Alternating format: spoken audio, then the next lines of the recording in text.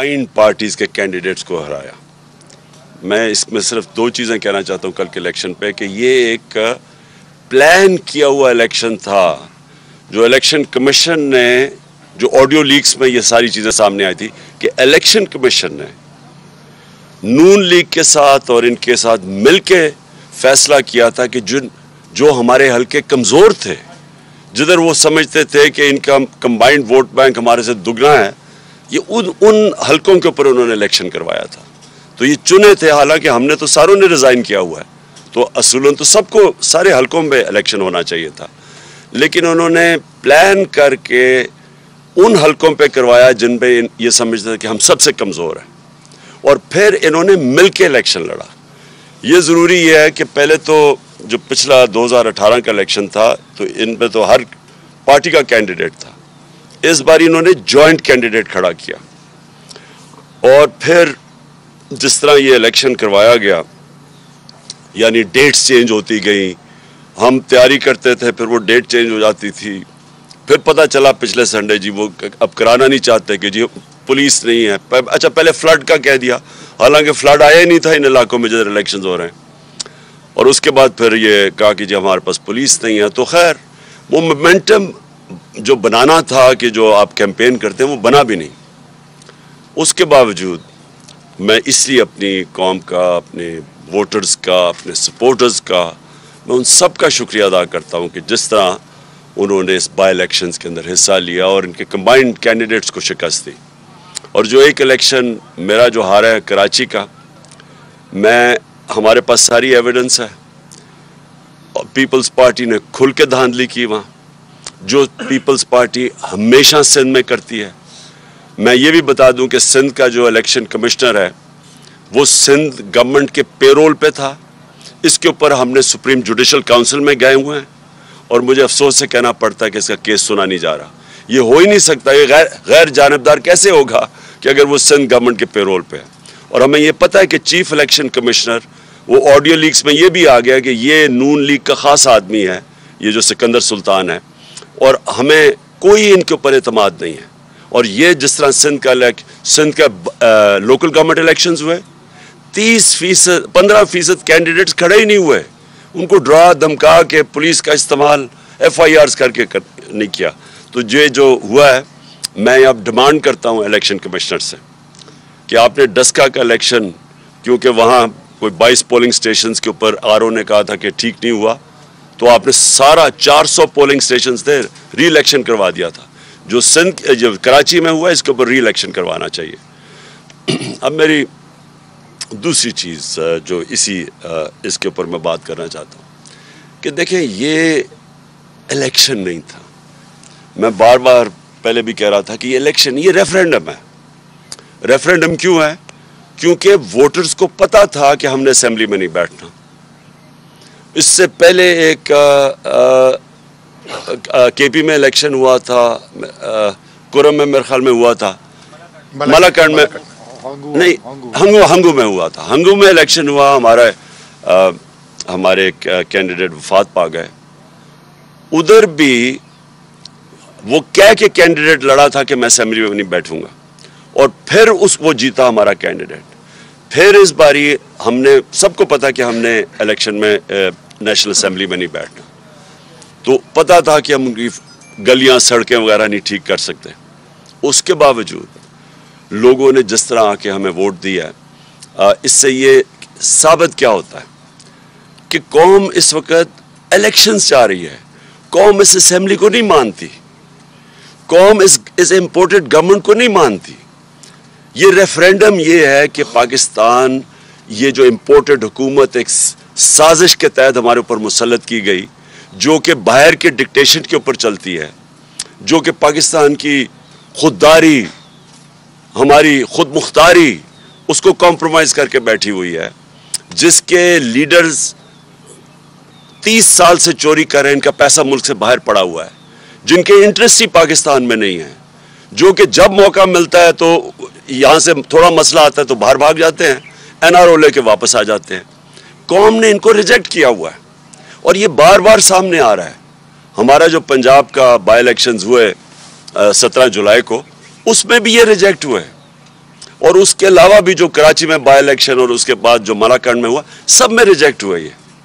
اور جو کل ورڈکٹ ہے، جو بھی اس ملک میں قوتیں ہیں، جو اس ملک کا سوچ رہی ہیں، یہ لوگ تو ملک کا نہیں سوچ رہے، کیونکہ ان کے پاس ان کا تو سٹیک، میں ریپیٹ کرتا ہوں، جن لوگوں کے اربوں ڈالر ملک سے باہر پڑے ہوں، ان کو کیا فرق پڑے گا کہ پاکستان نیچے جا رہا ہے، روپیہ نیچے جا رہا ہے، معیشت نیچے جا رہی ہے، مہنگائی بڑھ رہی ہے. ان کا تو ایشو ہی نہیں ہے. ایشو تو پاکستانیوں کا ہے، جو کہ یہاں جن کا جینا مرنا ہے. اور ایشو ان اداروں کا ہے جن کا سٹیک پاکستان میں ہے. تو وہ کیا یہ دیکھ نہیں رہی کہ یہ کیا ہو رہا ہے ملک کے ساتھ؟ کہ یہ ایک لوگ آتے ہیں، اربوں اربوں روپے کی ان کی چوریاں، ان کی کرپشن کیسز. میں 3.5 سال کہتا گیا کہ یہ میرے سے ایک ہی چیز مانگ رہے ہیں، NRO، اور میں نہیں دوں گا ان کو. میں 3.5 سال کہتا گیا. پہلا دن اسمبلی میں انہوں نے جب تقریر نہیں کرنے دی، میں نے کہا کہ یہ مجھے بلیک میل کر رہے ہیں NRO کے لیے. اور مجھے افسوس سے کہنا پڑتا ہے کہ ان کے پہلے جنرل مشرف نے اس ملک کو سب سے زیادہ نقصان پہنچایا ان کو NRO دے کے. 10 سال میں پاکستان، یا ان کے جو 10 سال تھے، 4 گنا زیادہ پاکستان کا قرضہ بڑھا، ملک کو بینکرپٹ چھوڑ کے چلے گئے اور باہر بھاگ گئے. اور پھر جب ملک اٹھ رہا تھا، پھر ان کو اوپر مسلط کر دیا گیا اور پھر NRO دلوایا ان کو. اور ساری قوم تماشا دیکھ رہی ہے کہ یہ یہاں صرف چھوٹا چور پکڑا جاتا ہے، یہ بڑے بڑے ڈاکوؤں کے لیے کوئی اور قانون ہے، ان کو کوئی ہمارا انصاف کا نظام نہیں پکڑ سکتا. یہ جب مشکل پڑے گی باہر بھاگ جائیں گے. اور ایسے باہر بیٹھے ہوئے ہیں بڑے بڑے محلات میں، جس طرح کہ ان کی پتہ نہیں کوئی باہر کون سی بزنسز تھی، سارا پیسہ چوری کر کے باہر لے کے گئے. تو قوم نے ریفرینڈم دے دیا ہے، قوم نے واضح بتا دیا ہے، ان لوگوں کو ریجیکٹ کر چکی ہے قوم. تو لہٰذا میں یہ آج سارے پاکستان کے اداروں کو کہنا چاہتا ہوں کہ جتنی دیر آپ ان کو بیٹھنے دیں گے، جتنی دیر یہ ہمارے اوپر مسلط رہیں گے، ہمارا ملک نیچے جا رہا ہے. ہمیں کہا جی عمران خان نے آئسولیٹ کر دیا پاکستان کو، عمران خان کی فورن پالیسی اتنی بری تھی کہ اب ہم آئسولیٹ ہو گئے ہیں. میں جب امریکہ گیا تھا، جس طرح ڈونلڈ ٹرمپ نے ہمارا استقبال کیا، جس طرح مجھے اس نے رسپیکٹ دی اور میری ڈیلیگیشن کی، سب سے پوچھ لیں. جنرل باجوہ گئے تھے تب، ان سے پوچھیں، کسی سے پوچھیں کہ کبھی کسی پاکستان کے پرائم منسٹر کو اس طرح کی عزت دی ہے. اور جب ٹرمپ نے اس سے میرے جانے سے پہلے جب اس نے پاکستان کی تنقید کی کہ جی اس افغانستان میں ہمارا ڈبل رول تھا، میری ٹویٹ ابھی بھی پڑھ لیں کہ میں نے اس کو کیا جواب دیا. تو اس کو پتا تھا، یعنی اس کو سخت جواب بھی دیا. اس کے باوجود وہ عزت ان کے لوگوں کی کرتے ہیں جو اپنے ملک کی مفادات کی حفاظت کرتے ہیں، نیشنلسٹ ہوتے ہیں، جو اپنی ذات کے لیے نہیں. یہ تو ان کو سب کو پتا ہے کہ ان کے پیسے باہر چوری کے پڑے ہوئے ہیں، تو ان کی تو کوئی عزت ہی نہیں کرتا.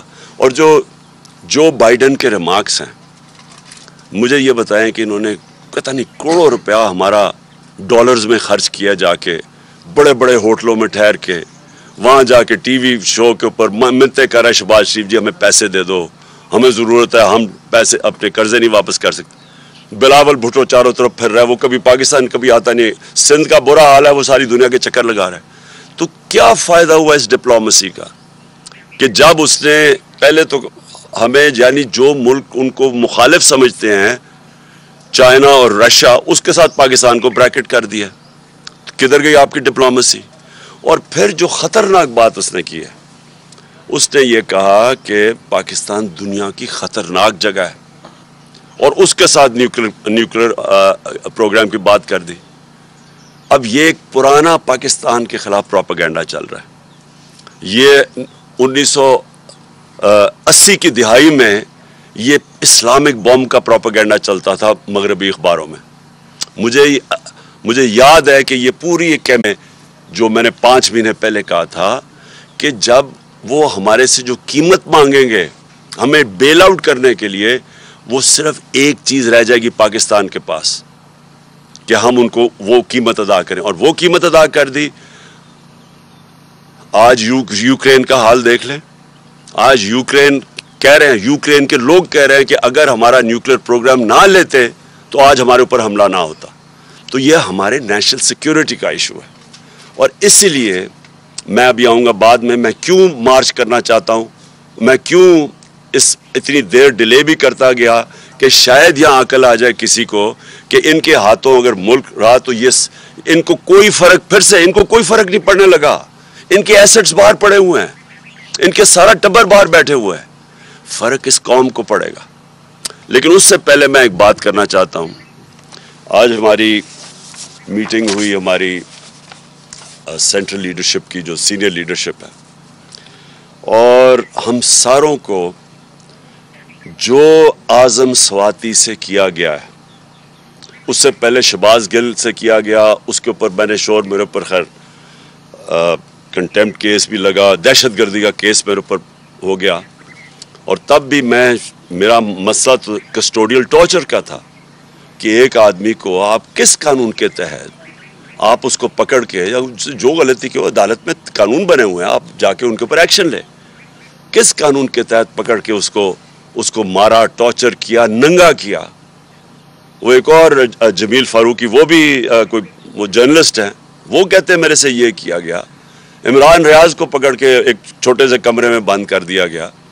तो लेकिन जो आज़म स्वाति से किया, मैं आज अपनी कौम के सामने ये चीज़ इसलिए रखना चाहता हूँ कि एक पाकिस्तानी होते हुए, अब मैं ये नहीं कह रहा कि मैं किसी पार्टी का हेड हूँ, पाकिस्तानी होते हुए ये मुझे इतनी शर्म आई है कि हम अपने लोगों को इस तरह ट्रीट कर सकते हैं, कि हम उनको इस तरह जलील कर सकते हैं।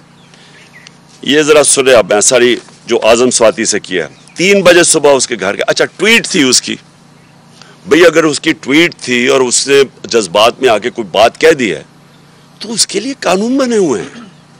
ये क्या लिखा हुआ है कि ये होना चाहिए था कि 3 बजे उसके घर उसके लोग आए, ये FIA के, उसके बच्चों के, उसके पोते और पोती के सामने, 4 साल की और 8 साल की, उनके सामने उसको मारना शुरू किया। एक 75 साल के आदमी को उसको मारा, नौकरों के सामने, घर में चीजें तोड़ी, और उसके बाद उसको पुलिस स्टेशन लेके गए।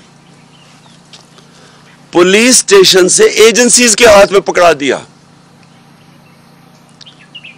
ये किस कानून के तहत पकड़ा है? ये कौन सा पाकिस्तान का आईन इजाजत देता है कि आप पकड़ के उनको, एक आदमी को एजेंसीज के हाथ में पकड़ा दें? और एजेंसीज ने मजीद उसके ऊपर तशद्दुद किया, उधर जाके उन्होंने उसको नंगा किया, टॉर्चर किया, सेक्सुअली टॉर्चर किया। उसने अदालत में आके बताया कि उससे क्या किया। 75 साल के आदमी से, मुल्क का सेनेटर, कितना बड़ा जुर्म था कि जो उससे ये किया गया। सारी दुनिया के अंदर ये खबर गई, ये सारे बाहर के वॉशिंगटन पोस्ट जैसे बड़े बड़े अखबारों में ये खबर गई। और खबर क्या गई कि पाकिस्तान के सेनेटर के ऊपर तशद्दुद किया और उसको पकड़ के जेल में डाला। क्यों? क्योंकि उसने आर्मी चीफ की तनकीद कर दी। आप दुनिया, जमहूरियत के अंदर ये कोई आर्मी चीफ की तनकीद करने पे ये होता है? क्या ये सजा मिलती है?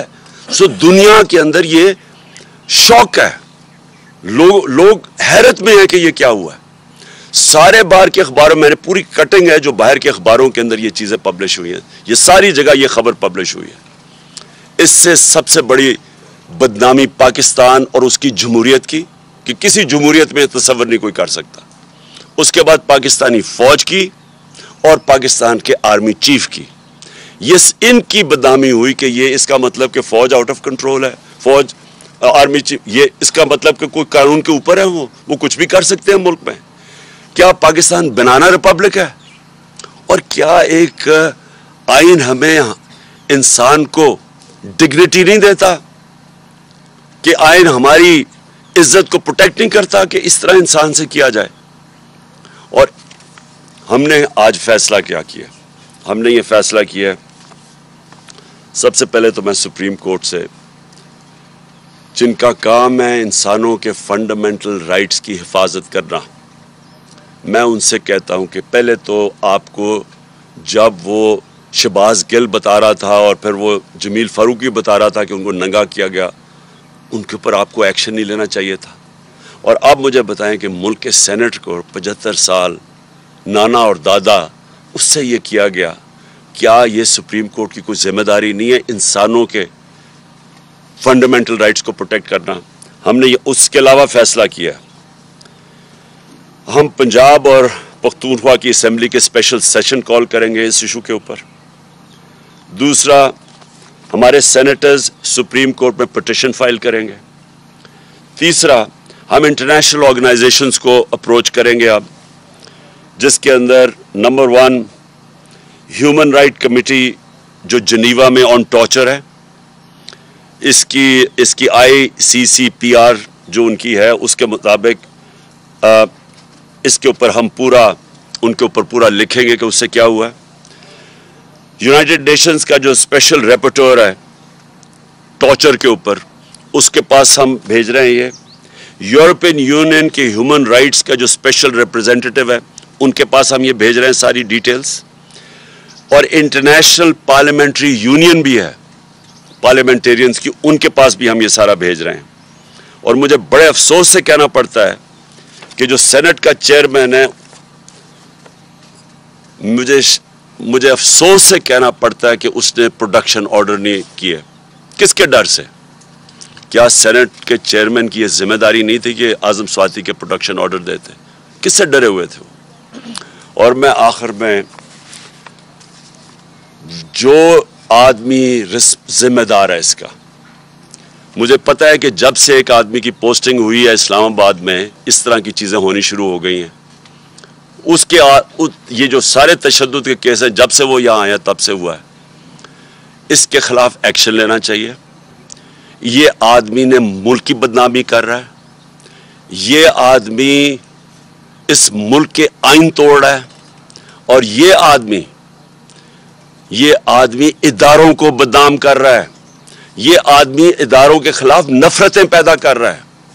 اور اس نے اگر آرمی چیف کو خوش کرنے کی کوشش کی ہے، اور مجھے پورا یقین ہے یہ آرمی چیف کو نہیں پتا ہوگا کہ یہ جو ہوا ہے، اس نے نقصان پہنچایا ہے۔ اور میں آج ڈیمانڈ کرتا ہوں کہ اس کے اوپر ایکشن لیا جائے، کیونکہ جب سے یہ آیا ہے، کبھی کسی کو سوشل میڈیا کے لوگوں کو پکڑ کے دھمکیاں دے کو اٹھا کے لے جاتے ہیں، جو عمران ریاض سے ہوا، جو یہ ارشد شریف سے ہوا، جرنلسٹ کے پیچھے پڑے ہوئے ہیں۔ اور ہمارے یہ جو 2 کیسز ہوئے ہیں، ایک پروفیسر تھا جو شہباز گل، وہ کوئی دہشت گرد نہیں تھا، کوئی کرمنل نہیں تھا، وہ ایک پروفیسر تھا، اس سے یہ کیا ہے، اس سے پکڑ کے جو اس کے حالات جو دیکھے، اور اب ایک سینیٹر سے یہ کیا ہے۔ اس کے اوپر فوری طور پہ میں ڈیمانڈ کرتا ہوں ایکشن لیں، کیونکہ یہ بدنام کر رہا ہے، یہ ملک کو نقصان پہنچا رہا ہے یہ انسان، اور اس سے فائدہ کچھ نہیں ہو رہا۔ یہ نہ سمجھے کہ اس سے کوئی اداروں کی عزت کرے گا، اس سے اداروں کے خلاف نفرت بڑھ رہی ہے۔ اب آخر میں لانگ مارچ کے اوپر آتا ہوں۔ دیکھیں، میں نے پوری انتظار، یعنی 25 مئی کے بعد، 25 مئی میں ہم نے کوشش کی کہ پرامن ایک پریشر ڈالے جائیں، جو کہ گورنمنٹ کا، جو اپوزیشن پولیٹیکل پارٹیز کا کام ہے، کہ ہم آئین کے اندر رہتے ہوئے ایک پریشر ڈالیں کہ ایک ایسا سیٹ اپ لے آئے ہیں جو کہ ساری نظر آ رہا تھا کہ پبلک اس کو ایکسیپٹ ہی نہیں کر رہی۔ کبھی پاکستان میں خود اس طرح پبلک نکلی نہیں، کبھی ایسے نہیں ہوا۔ تو جب پبلک نہیں ایکسیپٹ کر رہی، اور انہوں نے وہاں سندھ ہاؤس میں منڈی لگی ہوئی ہے کہ آپ نے قیمتیں لگا کے لوگوں کے ضمیر خرید کے لوٹے بنا کے تو آپ نے اسمبلی گرائی ہے، اور پھر واضح اب تو سب کو پتہ چل گیا نا سائفر کا، کیونکہ میں ان کا شکریہ ادا کرنا چاہتا ہوں ان کا یہ جو آڈیو لیکس میں، کہ اب ساروں کو پتہ چل گیا، پہلے تو کہتے تھے سائفر ہے ہی نہیں، اب سب کو پتہ چل گیا کہ سائفر ہے۔ تو یہ بیرونی پریشر، بیرونی انہوں نے دھمکی ملی تھی کہ جناب عمران خان کو ہٹاؤ اور شہباز شریف کو لے آؤ، کیونکہ عمران خان کو ہٹانے میں تو شہباز شریف نہیں آنا تھا۔ تو یہ تو سارا واضح ہو گیا کہ پبلک نے یہ نہیں ایکسیپٹ کیا، اور پبلک کو خاص پھر اوپر سے معیشت نیچے لے گئے، مہنگائی اسپانوں پہ چلی گئی۔ مہنگائی کم کرنے آئے تھے، 50 سال میں سب سے زیادہ مہنگائی ہے آج پاکستان میں۔ تو انڈسٹری بند ہو رہی ہے، ایکسپورٹس نیچے جا رہی ہیں, ریمیٹنسز نیچے جا رہی ہیں, اور صرف ایک ہی اب سولوشن ہے کہ اس طرح ان کو کوئی قرضے دے دے یا قرضے معاف کروا دے. دیکھیں, اس ملک کی ضرورت صرف ایک اس وقت ہے, صاف اور شفاف الیکشن. یہ ملک جس طرف یہ لے کے جا رہے ہیں تیزی سے نیچے, یہ صرف اب ایک طرح ہی نکل سکتا ہے, صاف اور شفاف الیکشن جو پولیٹیکل سٹیبلٹی لے کے آئے. جب تک سیاسی استحکامات نہیں ہوگی, استحکام نہیں آئے گا سیاسی طور پہ, معیشت نہیں ٹھیک ہونے لگی, کیونکہ معیشت تو نیچے جا رہی ہے. وہ دار کو لے کے آئے ہیں جو کہ خود ایک بہت بڑا مجرم ہے, جس نے سٹیٹمنٹ دی ہوئی ہے منی لانڈرنگ کی, کہ میں جو 2000 کے اندر اس نے میجسٹریٹ کے سامنے سٹیٹمنٹ دیا, وہ جو حدیبہ پیپر مل کا کیس تھا, کہ میں شریف خاندان کے لیے منی لانڈرنگ کرتا تھا. فلم بنی ہوئی ہے اس کے اوپر بی بی سی کی, کہ کیسے وہ قاضی فیملی لندن میں بیٹھی تھی, یہاں سے پیسے بھجواتا تھا, پھر ان کو لانڈر کر کے پاکستان لے کے آتا تھا. یہ ملک کو نہیں سنبھال سکتا ہے, ان کے پاس اب کوئی راستہ نہیں ہے. صرف مسئلہ اب یہ ہے کہ ڈرے ہوئے ہیں الیکشن سے اپنے, کیونکہ الیکشن سے ڈرے ہوئے, رزلٹ آپ کے سامنے ہے. ساروں نے مل کے بھی الیکشن لڑ گیا, اس کے باوجود یہ نہیں جیت سکتے. تو کیونکہ الیکشن سے ڈرے ہوئے ہیں, یہ ملک کو تباہی کی طرف دھکیلتے جائیں گے, الیکشن نہیں کروائیں گے. اس لیے اس وقت میں ان کو آج پھر وقت دے رہا ہوں. یہ میری مارچ اکتوبر سے آگے نہیں جانے لگی. یہ اب سے لے کے اکتوبر میں کسی ٹائم اناؤنس کروں گا. میں ان کو ٹائم دے رہا ہوں کہ ابھی بھی آپ کے پاس وقت ہے. ملک کی خاطر اپنے آپ کو بچاتے بچاتے ملک کو تباہ نہ کریں. اور میں ابھی بھی کہتا ہوں کہ یہ ہے ٹائم آپ کے لیے الیکشن اناؤنس کرنے کا. اگر آپ نہیں کریں گے, یہ میں مارچ کروں گا. مارچ کی میری تقریباً تیاری مکمل ہے, اور میں آج اپنی قوم کے سامنے انشاءاللہ ایمان تو اللہ پہ ہے میرا, کامیابی تو وہ دیتا ہے, پاکستان کی تاریخ میں اس طرح پبلک نہیں نکلے گی جو اس مارچ پہ نکلے گی. میں ٹائم دے رہا ہوں, آپ کے پاس ہے, چند دن ہیں, اور اس کے بعد میں یہ اناؤنس کر دوں گا. ایک دفعہ مارچ ہو گئی اور ایک دفعہ پبلک جب سڑکوں پہ نکلاتی ہے, یہ یاد رکھیں کہ اب تک ہماری ساری 6 مہینے کی سٹرگل آپ دیکھ لیں, آئین کے بیچ میں رہ کے کیے. ہم نے جلسے کیے ہیں, پبلک دکھا دیا کہ پبلک کدھر کھڑی ہے. جلسوں میں کبھی اتنے بڑے جلسے نہیں ہوئے. ہم نے یہ بھی دکھا دیا کہ جب الیکشن آیا 17 جولائی کا, تب بھی کہ پبلک کدھر کھڑی ہے. اب پھر الیکشن میں, بائی الیکشن جو بھی بیچ میں, سب کو پتہ پبلک کدھر کھڑی ہے. اور یہ مارچ میں پتہ چل جائے گا کہ پبلک کدھر کھڑی ہے. ایک چیز آخری میں میری بات, کہ دیکھیں سری لنکا میں کیا ہوا. سری لنکا میں پبلک جب خود آ جاتی ہے سڑکوں کے اوپر, اور وہ صرف 2.5 کروڑ لوگوں کا ملک ہے, یہاں ہے 22 کروڑ لوگوں کا ملک, اور یہاں ایک دفعہ پبلک سڑکوں پہ آ گئی, یہاں کوئی کسی کے پاس طریقہ نہیں ہے کہ اس کے بعد کیوس کو کون روکے گا. اور ابھی تک سڑکوں پہ کیوں نہیں آئی؟ جو انہوں نے خاص طور پہ یہ جو 5 مہینے میں انہوں نے جو مہنگائی کی ہے 50 سال میں سب سے زیادہ, جو بجلی کے بل, ساری چیزیں جو مہنگی ہوئی ہیں اور انڈسٹری بند ہو رہی, اس لیے سڑکوں پہ نہیں آئی, کیونکہ ایک پولیٹیکل پارٹی ان کو منظم طریقے سے احتجاج میں لے کے جاتی ہے اور واپس لے آتی ہے. لیکن ایک دفعہ جب ہم مارچ اناؤنس کر دیں گے اور اس وقت پبلک سڑکوں پہ اوپر آ جائے گی, تو یہ پھر یہ یاد رکھنا کہ وہ اور جس طرح کی پبلک نکلے گی, وہ پھر اس کا کوئی گارنٹی نہیں کر سکتا کہ جب اتنی پبلک اور جتنی تعداد میں انشاءاللہ پبلک نکلے گی تو اس کا پھر کیا نتیجہ آئے گا. تو میں اس لیے آخر میں جو ہر کوئی جو پاکستان میں اس کے اوپر کچھ کر سکتا ہے, وہ ان ساروں کو اور ان پولیٹیکل پارٹیز کو بھی کہنا چاہتا ہوں کہ دیکھیں آپ کے پاس ٹائم اب زیادہ نہیں ہے. ہم یہ اکتوبر کے آگے نہیں جانے لگے, ہم نے فیصلہ کر چکے ہیں. ہماری تیاری جس طرح میں نے کہا تقریباً مکمل ہے, اور میں یہ کسی وقت بھی چند دنوں کے بعد میں یہ اناؤنس کر دوں گا. ہر پریس کانفرنس میں ہم سوال کرتے ہیں کہ مذاکرات ہو رہے ہیں کیا تحریک انصاف کے کسی کنفیوژن ہے خان صاحب, ابھی تک واضح طور پہ نہیں کہا جا رہا, کیا واقعی کسی لیول پہ مذاکرات تحریک انصاف کے ہو رہے ہیں؟ خان صاحب اسی کے ساتھ ایک یہ جوڑ لیں کہ آج سینئر صحافی ان کا بھی بات صبح میں سن رہا تھا, انہوں نے یہ انکشاف کیا کہ کل کے نتائج کے بعد کوئی 4 سینئر ترین جرنل جو ہیں وہ آپ سے ملے یہاں پہ. تو اس کی ذرا وضاحت کر دیں کہ کیا واقعی یہ درست ہے؟ اور جو ٹکا ثانی نے سوال کیا کہ مذاکرات اگر ہو رہے ہیں تو کس لیے؟ دیکھیں مذاکرات کیا میں کہوں کہ ہو بھی رہے ہیں نہیں بھی ہو رہا ہے، یعنی ان کے اندر ابھی تک کوئی جو بھی تھوڑی ہماری بیک چینلز پہ ہوا ہے کوئی اس طرح کی کلیئرٹی نہیں ہے ابھی تک. وہ کلیئرٹی مجھے پتہ کیوں نہیں ہے، کیونکہ وہ نواز شریف ڈرا ہوا ہے الیکشن سے. وہ جب تک نہیں فیصلہ کرے گا الیکشن نہیں ہوگا. اب اس کو خوف آیا ہوا ہے کہ اگر یہ ساری پارٹیز نے مل کے بھی اور پھر بھی نہیں جیت سکیں تو ان کو خوف آیا ہوا ہے کہ الیکشن اگر ہوں گے تو وہ ہار جائے گا. اور وہ ڈرا یہ ہوا ہے کہ اگر اور وہ چاہتا یہ ہے کہ یہ کھینچتے جائیں اس کو بشک ملک کا بیڑا غرق ہو جائے، کیونکہ پیسہ اس کو تو فرق ہی نہیں پڑتا ملک کا بیڑا غرق ہو تو. لیکن وہ یہ چاہتا ہے کہ اگر شاید یہ لمبا چلتا جائے تو یہ جو ویو ہے تحریک انصاف کا یہ نیچے آنا شروع ہو جائے گا.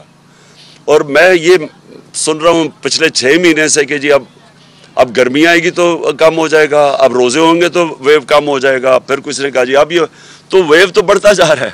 تو لیکن وہ ڈرا ہوا ہے کہ وہ چاہتا ہے کہ تھوڑا ٹائم لمبا ہو، 10 مہینے 1 سال ہو جائے تاکہ ویو کم ہو تب الیکشن کروائے. اور تب تک ملک کو جو نقصان ہوتا ہے اس کا فکر ہی نہیں، کیونکہ وہ تو باہر بیٹھا ہوا ہے.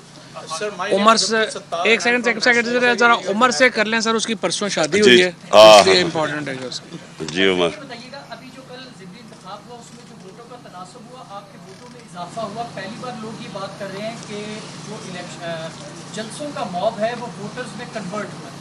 سر ایک تو یہ بتائیے گا کہ ابھی جو آپ دیکھ رہے ہیں اگر انتخابات ہوتے ہیں تو کیا آپ کی پارٹی جو آپ نے ٹکٹیں تقسیم کرنی ہے آپ کی وہ پلاننگ بھی آپ نے کی ہوئی ہے کہ اس حساب سے آپ جو ٹکٹ تقسیم کریں گے اس میں، کیونکہ لوگوں نے آپ کو ووٹ زیادہ دیا لیکن دوسرے اگر کینڈیڈیٹ ملتان کی بات کریں تو وہاں پر آپ کی جو پارٹی ہے وہ ہاری ہے.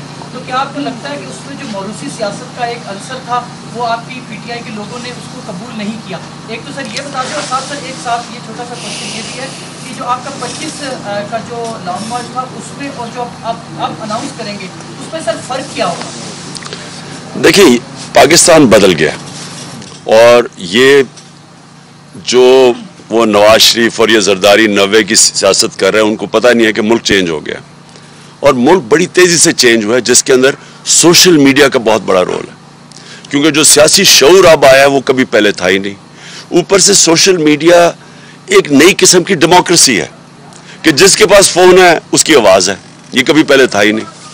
تو جو پرانے زمانے میں رہ رہے ہیں نا یہ جو نواز اور زرداری ان کا ٹائم ختم ہو گیا. میں یہ آپ کو بتا رہا ہوں کہ یہ اب جو بھی کر رہے ہیں یہ نہیں جیت سکتے، انہوں نے اب ہارنا ہے. جہاں تک آپ نے کہا نا کہ 25 اور اب میں کیا فرق ہے، فرق یہ ہے کہ 25 میں ہم نے ایک پرامن احتجاج کی کال دی اور ہمیں کوئی اندازہ نہیں تھا کہ اس طرح کی شیلنگ ہوگی. لوگوں کو اٹھائے 2 دن پہلے گھروں میں گھس کے جو انہوں نے تشدد کیا گھروں کے اوپر، عورتیں تھیں وہاں، یعنی میں نے تو کبھی پاکستان میں ایسا نہیں دیکھا. اس باری جو ہماری تیاری ہے وہ یہ جو بھی کریں گے یہ فیل ہو جائیں گے، کیونکہ وہ تیاری اب ایسی ہے کہ ہم نے پورا، مجھے پتہ ہے کہ رانا ثناء اللہ جیسے مجرم کا ذہن تو کسی بیوقوف کو بھی پتہ ہے کہ وہ اس میں عقل تو ہے ہی کوئی نہیں. وہ ڈنڈا مارو جی، یہ مارو یہ مارو، اور میں نے جو ڈرون کر دیا تو وہ اوپر سے یہ کر دیں گے. اس بیوقوف کو یہ نہیں پتا کہ اس کو موقع ہی نہیں مل رہا یہ چیزیں کرنے کا جو میں کر رہا ہوں. آپ مائک لے لیں سر، مائک میں کوشچن سر، مائک لے لیں، ستار صاحب کر لیں. جی بولو. خان صاحب یہ فرمائیے گا کہ آپ کا جو احتجاج ہے اور آپ کے احتجاج اور گورنمنٹ جو ہے وہ مذاکرات نہیں کرتی تو آپ بھی مارچ کرتے ہیں، تو اس تناؤ کی وجہ سے کہیں ایسا تو نہیں کہ جمہوریت کی جو ہے بساط وہ لپٹنے کے چانسز ہیں؟ اور دوسرا یہ کہ جو سرکاری افسران اعلی کار بن کے جرنلسٹوں کو، پولیٹیشنز کو وہ سکرو کر رہے ہیں، کیا ان کی وہ لسٹ آپ بنا رہے ہیں کہ نہیں؟ Thank you.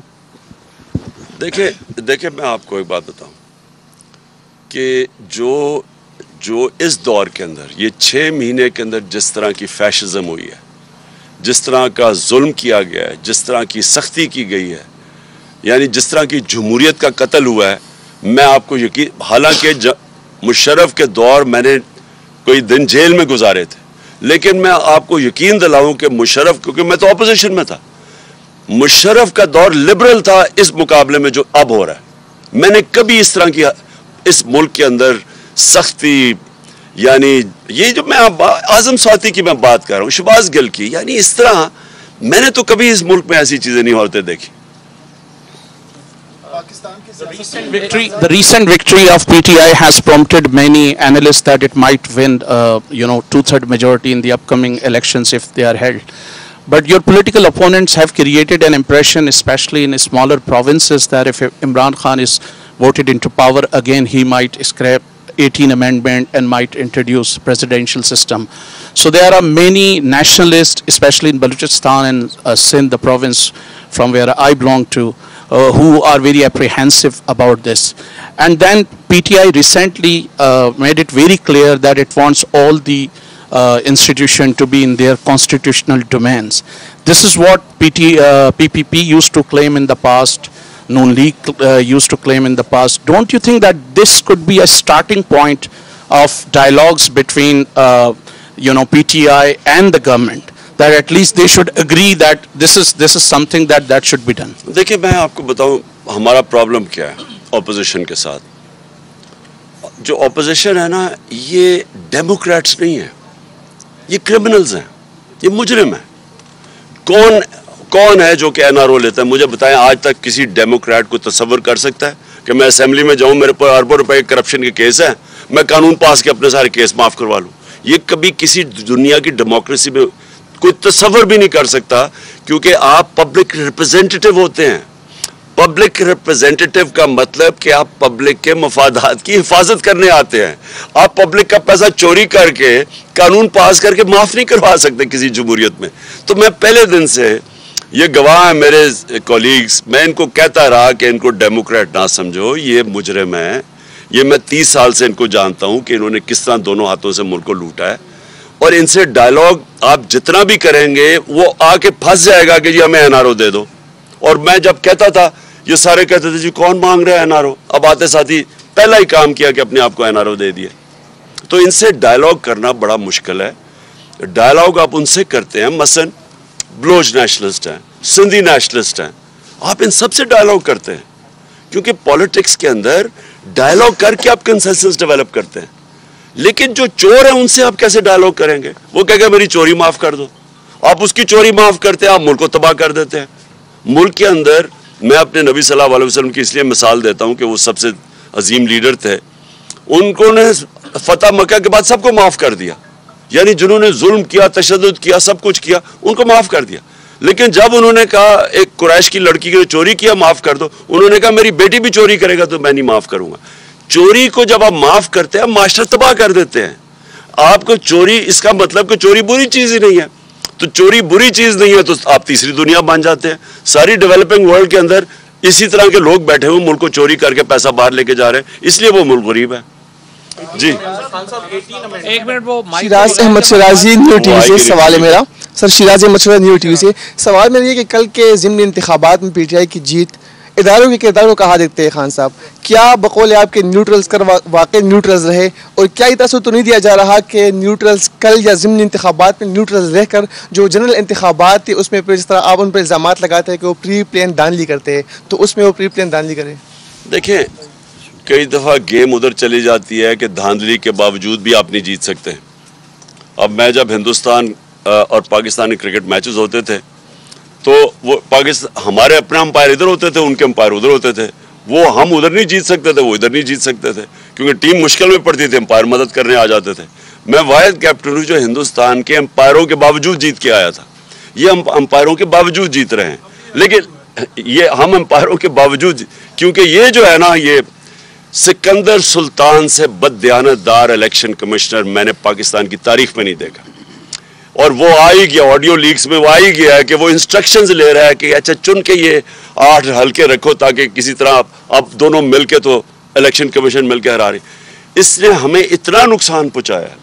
ये इस तरह होता है कि ये नून लीग का एक हिस्सा है, उनके साथ बैठ के इसने, जो पंजाब के भी ज़िमनी इलेक्शन थे जो 20 हुए थे बाई इलेक्शंस, उधर भी जाके सारा वक्त वो मरियम और उसके साथ बैठा होता था, हमजा के साथ, ये सारा वक्त प्लान हल्के बनाने के अंदर ये सारा इसने उनके साथ मिलकर काम किया है, और इसके बावजूद हम जीतते हैं। لیکن الیکشن کمیشن دیکھیں اس نے سب سے بڑا ظلم کیا کہ اس نے ای وی ایم مشینز نہیں آنے دی.